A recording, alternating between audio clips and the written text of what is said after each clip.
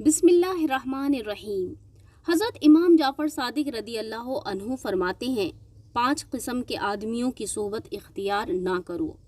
بہت جھوٹ بولنے والا شخص، کیونکہ تم اس سے دھوکہ کھاؤ گے۔ وہ سراب یعنی صحرا میں پانی نظر آنے والی ریت کی طرح ہے، وہ دور والے کو تیرے قریب کر دے گا اور قریب والے کو دور کر دے گا۔ دوسرا، بے وقوف آدمی، کیونکہ اس سے تمہیں کچھ بھی حاصل نہ ہوگا، وہ تمہیں نفع پہنچانا چاہے گا لیکن نقصان پہنچا بیٹھے گا۔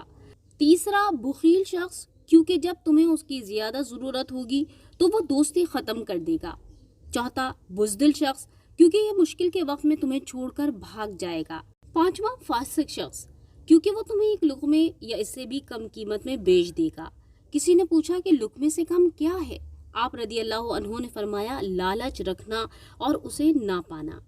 لہٰذا ایسے لوگوں کی صحبتوں سے کنارہ کشی اختیار کیجیے اور نیک لوگوں کی صحبت اختیار کریں کہ ان کی سیرت، کردار اور اچھے اعمال کی بدولت ہمیں نیکیاں کرنے اور گناہوں سے بچنے کی توفیق بھی ملتی ہے اور فکر آخرت بھی نصیب ہوتی ہے۔ چنانچہ سچے دوست تلاش کیجیے کہ حضرت عمر فاروق رضی اللہ عنہ فرماتے ہیں کہ سچے دوست تلاش کرو اور ان کی پناہ میں زندگی گزارو، کیونکہ وہ خوشی کی حالت میں زینت اور آزمائش کے وقت سامان ہے، اور کسی گناہ گار کی صحبت اختیار نہ کرو ورنہ اس سے گناہ کرنا ہی سیکھو گے۔